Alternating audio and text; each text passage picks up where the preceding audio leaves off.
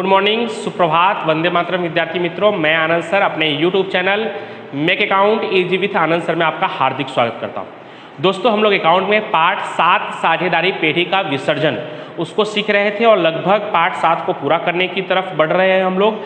और जैसे ही हमारा पार्ट 7 पूरा होगा, हमारा पूरा पार्ट 1 अकाउंट पार्ट 1 पूरा कंप्लीट हो जाएगा। और आपके लिए अच्छी बात यह है कि अकाउंट पार्ट 1 के सभी पार्ट का वीडियो मेरे यूट्यूब चैनल पर रखा हुआ है। प्लेलिस्ट में आप जाकर देखेंगे तो आपको सभी पार्ट का वीडियो मिल जाएगा। इसके साथ ही साथ स्टैटिस्टिक्स के भी चैप्टर नंबर 2, 3, 4 की वीडियो रखा हुआ है। उसके अलावा मैंने अकाउंट पार्ट 1 और स्टेट पार्ट 1 में जो हमारा नया सिलेबस लागू हुआ है कोरोना के कारण, जो 30% कम हुआ है, तो हमें क्या पढ़ना है और क्या नहीं पढ़ना है, उसकी जानकारी भी मैंने यूट्यूब लाइव लेक्चर के माध्यम से दिया था। वो भी अपलोडेड है, वो भी आप देख सकते हैं। इन्फॉर्मेशन ट्रिक में जाकर प्लेलिस्ट में एक कॉलम है इन्फॉर्मेशन का, उसमें वो वीडियो आपको मिल जाएगा। साथ ही साथ आपके छोटे भाई बहन या मित्र कक्षा 11 कॉमर्स में पढ़ रहे होंगे तो उनके लिए भी अकाउंट और स्टेट का वीडियो मैं अपने चैनल पर रखता हूँ। तो दोस्तों, अगर आपने अभी भी चैनल को सब्सक्राइब नहीं किया होगा तो सब्सक्राइब करिएगा और बेल आइकन को जरूर दबाइएगा और ऑल नोटिफिकेशन करिएगा, जिससे मेरे हर वीडियो की जानकारी आपको मिल सके।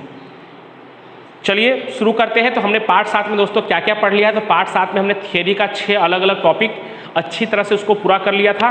उसके बाद रोजनामचा की अगर बात कहूँ तो रोजनामचा में हमने क्वेश्चन 3 का जो चौथा प्रश्न था कि पेढ़ी के विसर्जन के समय निम्नलिखित खातों का या निम्नलिखित बाकियों का निकाल कैसे करेंगे, उसको हमने सीख लिया था। और उसके बाद प्रश्न नंबर 6 वसूली खाता तैयार करना हो तो निम्नलिखित संयोगों में प्रविष्टि लिखिए, उस प्रश्न नंबर 6 को सीखा था और कुछ एक्स्ट्रा प्रश्न मैंने आपको करवाया था।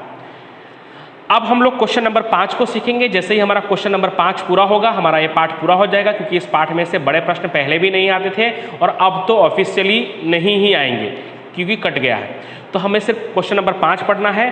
तो पेज नंबर 311 क्वेश्चन नंबर 5 आपकी स्क्रीन पर आप देख सकते हैं। क्वेश्चन नंबर 5, निम्नलिखित व्यवहारों की पेढ़ी के विसर्जन में के संयोग में होने वाली प्रविष्टि लिखिए। लिखा ही होगा पेढ़ी के निम्नलिखित व्यवहारों के पेढ़ी के विसर्जन के संयोग में, लिखा होगा पेढ़ी के विसर्जन के संयोग में होने वाली प्रविष्टि लिखिए। लेकिन आप देख सकते हैं कि क्वेश्चन नंबर 5 ये काफ़ी बड़ा है, इसमें 12 व्यवहार है। तो इसको हम लोग अलग अलग 2 वीडियो के माध्यम से करेंगे। यानी एक आज मैं आपको एक वीडियो करवा दे रहा हूँ और एक वीडियो में आपको कल रविवार सोमवार के दिन दूसरा वीडियो आपको मिल जाएगा। तो वो हम लोग करेंगे, यानी 2 वीडियो के माध्यम से इस प्रश्न को हम पूरा कर लेंगे। यानी अगले वीडियो में हमारा ये पार्ट 7 पूरा हो जाएगा और साथ ही साथ अकाउंट पार्ट 1 भी पूरा हो जाएगा। आप अच्छी तरह से रिवीजन करते रहिए और अच्छे से अच्छा मार्क्स आप प्राप्त करेंगे, ऐसी भगवान से प्रार्थना। और वीडियो को लाइक और शेयर जरूर करते रहिए, क्योंकि आपके लाइक और शेयर से हमें भी और अच्छे अच्छे वीडियो बनाने के लिए मोटिवेशन मिलता रहता है। तो चलिए टाइम को वेस्ट नहीं करते हुए शुरू करते हैं। क्वेश्चन नंबर 5, निम्नलिखित व्यवहारों की पेढ़ी के विसर्जन के संयोग में प्रविष्टि लिखिए। तो मैंने लिख दिया है क्वेश्चन नंबर 5। फॉर्मेट आप बना लीजिएगा, मैं डायरेक्ट ही लिखूंगा क्योंकि जगह का थोड़ा अभाव होता है। तो आप फॉर्मेट आपको पता है कि तारीख या क्रम, विवरण, खाता पृष्ठ, उधार और जमा। पहला, सबसे पहले रोजनामचा शुरू करने से पहले आपको याद दिला दूं वो 4 रोजनामचा जो हमने सीखा हुआ है। संपत्ति का खाता बंद करने पर वसूली खाता उधार संबंधित संपत्ति खाते का, यानी जो भी उसका नाम होगा उसका खाता जमा होगा। उसी तरह से दायित्व का खाता बंद करने पर दायित्व खाता उधार संबंधित दायित्व खाता उधार, यानी जो भी उसका नाम होगा वो उधार वसूली खाते का। फिर संपत्ति के उपज का 2 असर होगा कि भाई संपत्ति रोकड़ में मिल सकता है या तो कोई साझेदार ले जाएगा। अगर रोकड़ मिलेगा तो रोकड़ ऑब्लिक बैंक खाता उधार वसूली खाते का, अगर कोई साझेदार ले जाएगा तो साझेदार के पूंजी या चालू खाते उधार वसूली खाते का। उसी तरह से दायित्व के भुगतान की भी 2 असर है। दायित्व को अगर हम रोकड़ चुकाएंगे तो वसूली खाता उधार रोकड़ ऑब्लिक बैंक खाते का, अगर कोई साझेदार चुकाना स्वीकार करता है तो वसूली खाता उधार साझेदार के पूंजी या चालू खाते का। नाम दिया होगा तो उसका नाम भी लिखेंगे। उसके बाद प्रश्न में कब 2 रोजनामचा लिखना है और कब 1 रोजनामचा लिखना है। तो जब भी बही में दर्शाया है, कोई भी संपत्ति बही में दर्शाया है, दायित्व बही में दर्शाया है, ऐसी सूचना लिखी है तो आपको कंपलसरी 2 रोजनामचा लिखना है, एक बंद करने का और एक उसके निकाल करने का। और जब पहले से लिखा है बही में दर्शाया नहीं है लेकिन उसके उपज से इतना मिला, या बही में दर्शाया नहीं है लेकिन उसको चुकाना है, या विसर्जन खर्च का चुकाना है, तो ऐसे संयोग में सिर्फ आपको एक ही प्रविष्टि लिखना है। दूसरी अच्छी बात यह है कि वसूली खाते के संदर्भ में प्रविष्टि लिखना है, मतलब हर रोजनामचा में वसूली खाते का नाम तो आना ही चाहिए। ठीक है, तो चलिए शुरू करते हैं। पहला, पेढ़ी के विसर्जन के समय ख्याति की बही कीमत 56,000 है, उसकी कोई रकम नहीं मिलती। तो अब इसका एक ही रोजनामचा होगा। ख्याति की बही कीमत 56,000 है। ख्याति हमारे लिए क्या है, संपत्ति है, तो उसका खाता बंद करेंगे। तो ख्याति हमेशा उधार होता है, आज खाता बंद करते समय क्या होगा, जमा। रोजनामचा बनेगा वसूली खाते उधार ख्याति खाते का।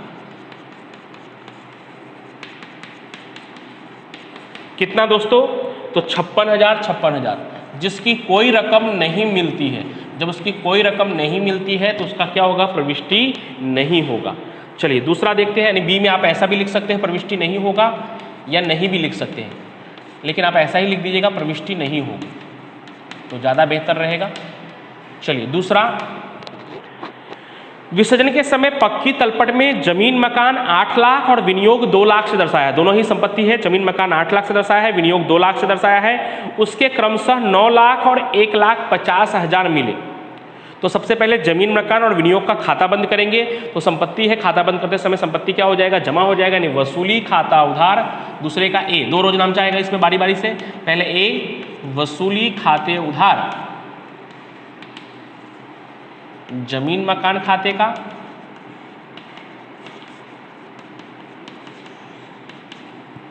और विनियोग खाते का। तो जमीन मकान खाते का कितना है, जमीन मकान 8 लाख और विनियोग कितना है दोस्तों, 2 लाख। 8 और 2 जोड़ेंगे तो कितना होगा, 10 लाख। तो वसूली खाता उधार कुल मिलाकर 10 लाख, जमीन मकान खाते का 8 लाख, विनियोग खाते का 2 लाख। आगे क्या लिखा है, उसके क्रमशः 9 लाख और 1.5 लाख मिले। 9 लाख और 1,50,000 मिला, दोनों मिलाकर कुल मिलाकर कितना मिला, तो 10,50,000 मिलेगा। तो क्या होगा, रोकड़ आएगा, रोकड़ ऑब्लिक बैंक खाता उधार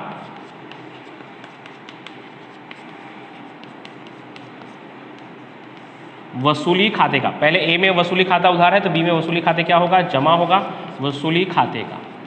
कितना, तो दोनों मिलाकर 10,50,000। 10,50,000 कहाँ से आया है 10,50,000, तो लिखा है उसके क्रमशः 9 लाख और 1,50,000 मिले। तो 9 लाख और 1,50,000 को जोड़ देंगे तो कितना होगा, 10,50,000, 10,50,000। तीसरा, पेढ़ी की कुल संपत्तियां 2 लाख है, जिसमें चालू संपत्ति 40% है। पेढ़ी की कुल संपत्ति कितनी है, 2 लाख, जिसमें चालू संपत्ति कितना है, 40%, और उसमें भी 10,000 रोकड़ है। चौपड़े कीमत से ही उपज हुई, जितना बही कीमत है उतना ही उसका उपज हुआ है। ध्यान रखने वाली बात यह है दोस्तों, जो कोष्टक में दिया है कि 10,000 रोकड़ है, तो बहुत इंपॉर्टेंट है, क्योंकि रोकड़ का खाता बंद नहीं होता। रोकड़ को हमें बेचने की जरूरत नहीं है। आप ही सोच के देखिए कि 500 और 1000 की नोट है या 2000 की नोट है, उसे हम बेचेंगे, नहीं बेचेंगे ना। इसलिए रोकड़ का खाता बंद नहीं होता, उसका अलग से खाता बनता है, रोकड़ खाता। तो उसके अलावा के संपत्ति, रोकड़ के अलावा के संपत्तियों का खाता बंद होता है, और उसी का हम निकाल करते हैं। तो पहले कुल संपत्ति 2 लाख है, जिसमें 40% चालू संपत्ति, तो आपको खुद ही दिमाग लगाना होगा कि बाकी की जो 60% है वो स्थिर संपत्ति होगी, है बिन चालू संपत्ति कहलाएगी, ठीक है। और उसका चौपड़ा कीमत जितना ही उपज हुआ है। तो कैसे लिखेंगे, पहले खाता बंद करेंगे संपत्ति का, तो वसूली खाते उधार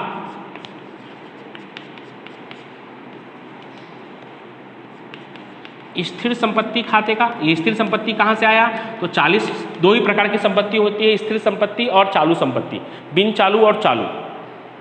तो अगर चालू 40% है तो हम खुद ही समझ सकते हैं कि जो बिन चालू यानी स्थिर संपत्ति है वो कितना परसेंट होगा, 60% होगा। तो इसलिए लिखा है मैंने स्थिर संपत्ति खाते का और चालू संपत्ति खाते का।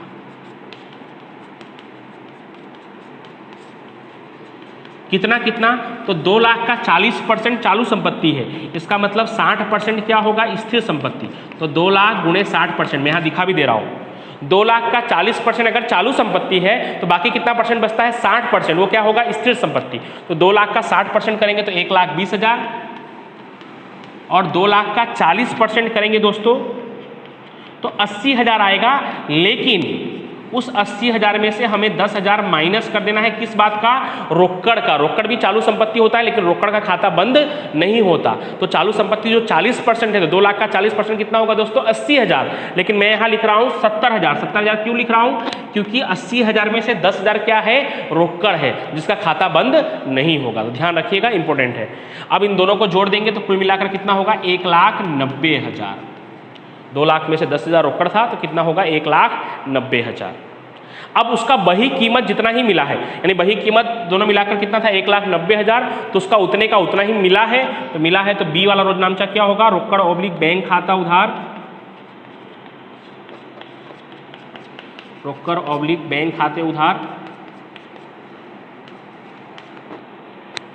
वसूली खाते का, रोकड़ ऑब्लिक बैंक खाते उधार वसूली खाते का कितना, तो बही कीमत कितना है, तो 1,90,000, 1,90,000।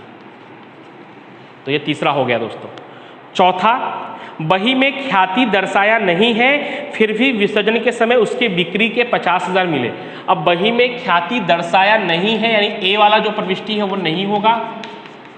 ऐसा लिखना कोई कंपलसरी नहीं है दोस्तों, लेकिन अगर लिख देंगे तो ज़्यादा बेहतर रहेगा, क्योंकि स्पष्ट सूचना लिखी कि बही में ख्याति दर्शाया नहीं है। तो अगर हम ऐसा लिखेंगे कि प्रविष्टि नहीं होगी तो सामने वाले को पता चलेगा कि स्टूडेंट को पता है कि प्रविष्टि क्यों नहीं होगी, क्योंकि बही में दर्शाया नहीं है, तो बंद करने की जो प्रविष्टि है प्रविष्टि नहीं होगी। लेकिन आगे जो बी वाली प्रविष्टि है वो होगा कि उसको बेचने से हमें कितना मिला है, तो उसको बेचने से हमें 50,000 मिला है। तो 50,000 मिला है तो आए तो उधार रोकड़ ऑब्लिक बैंक खाता उधार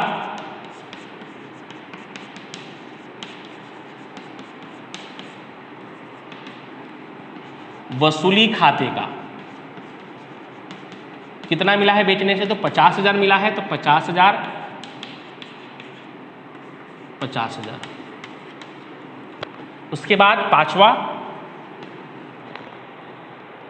लैपटॉप की कीमत 35,000 है जिसे एक साझेदार 25,000 में ले जाता है। ये तो आपको आसानी से आ जाएगा। लैपटॉप की कीमत 35,000 है जिसे एक साझेदार 25,000 में ले जाता है। तो 35,000 क्या है, तो उसकी बही कीमत है। तो पहले हमें लैपटॉप का खाता बंद करके वसूली खाता ले जाना पड़ेगा, यानी पहला रोजनामचा होगा। लैपटॉप हमारे लिए क्या है, संपत्ति है जो हमेशा उधार होता है, लेकिन खाता बंद करते समय क्या होगा, जमा होगा। तो रोजनामचा क्या बनेगा, वसूली खाते उधार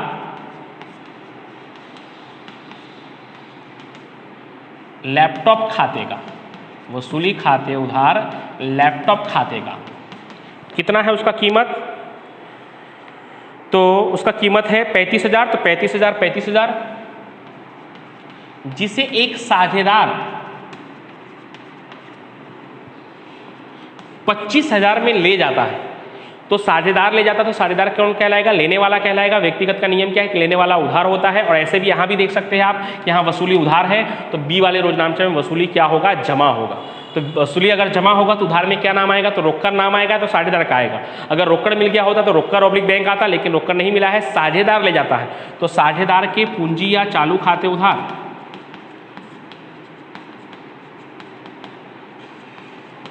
नाम नहीं दिया है साझेदार का, साझेदार के पूंजी या चालू खाते उधार वसूली खाते का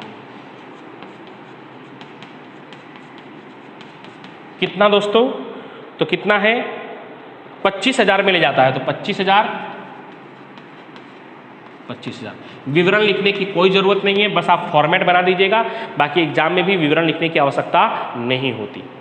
ठीक है। छठा व्यवहार, एक साझेदार अपने श्रीमती जी की पीढ़ी को दी लोन 40,000 चुकाने का स्वीकार करता है। एक साझेदार क्या करता है, अपने श्रीमती का 40,000 का लोन चुकाने का स्वीकार करता है। तो सबसे पहले श्रीमती का लोन क्या है, तो मैं पहले भी थियरी में बता चुका हूं कि श्रीमती का जो लोन है वो तीसरे पक्षकार का दायित्व है, यानी पीढ़ी के लिए क्या है, दायित्व है। सबसे पहले लोन का खाता बंद करेंगे और फिर साझेदार चुकाएगा तो उसकी दूसरी प्रविष्टि करेंगे। तो पहले ए, श्रीमती का लोन हमारे लिए दायित्व है, रोज जमा होता है, खाता बंद करते समय क्या होगा, उधार। तो ए, श्रीमती का लोन खाता उधार वसूली खाते का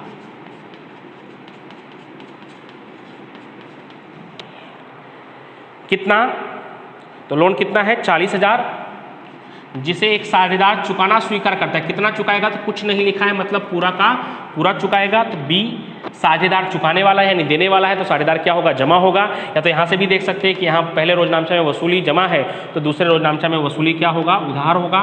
तो वसूली खाते उधार और साझेदार के पूंजी खाते का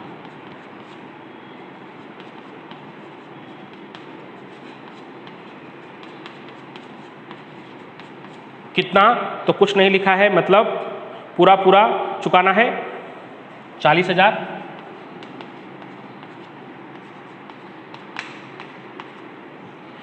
एक दोस्तों और देख लेते हैं, क्योंकि 12 तक है तो आधा तो 6 है, लेकिन आगे के थोड़े बड़े बड़े हैं, इसलिए हम 7 तक आज देख लेते हैं इस वीडियो में। और इसका दूसरा भाग यानी अगले वीडियो में हम पूरा पार्ट 5वें प्रश्न को पूरा कर लेंगे तो हमारा ये पाठ और पूरा अकाउंट पार्ट 1 पूरा हो जाएगा। तो 7वां एक और देख लेते हैं। आयकर की जिम्मेदारी 30,000 चुकानी हुई जो बही में लिखा नहीं है, जिसे हमने चुका दिया। आयकर की जिम्मेदारी जो बही में नहीं लिखा हुआ है, 30,000 निश्चित हुआ है और उसे हमने क्या कर दिया, चुका दिया है। बही में नहीं लिखा है मतलब खाता बंद करने की प्रविष्टि नहीं आएगी, एक सिंगल प्रविष्टि होगा। और हमने चुका दिया है मतलब क्या होगा, रोकड़ आएगा कि जाएगा, तो रोकड़ जाएगा। जाएगा तो रोकड़ क्या होगा, जमा होगा। रोकड़ जमा होगा तो वसूली क्या होगा, उधार। तो वसूली खाते उधार